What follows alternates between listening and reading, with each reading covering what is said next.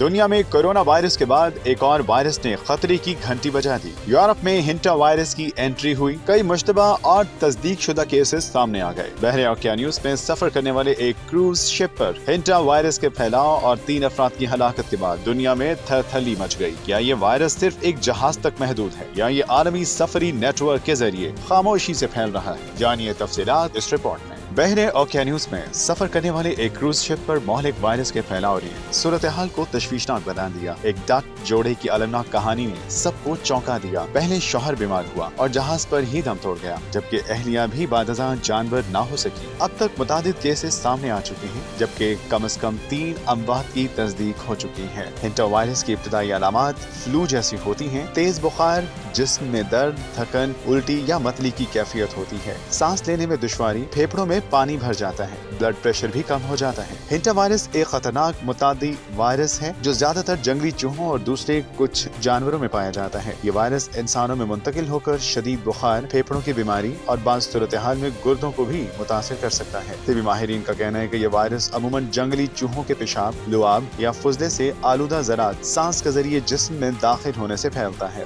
دنیا کے مختلف حصوں میں اس کی مختلف اقسام پائی جاتی ہیں، جبکہ اینڈیز ہینٹا وائرس وہ نایاب قسم ہے جو محدود حد تک انسان سے انسان میں بھی منتقل ہو سکتی ہے۔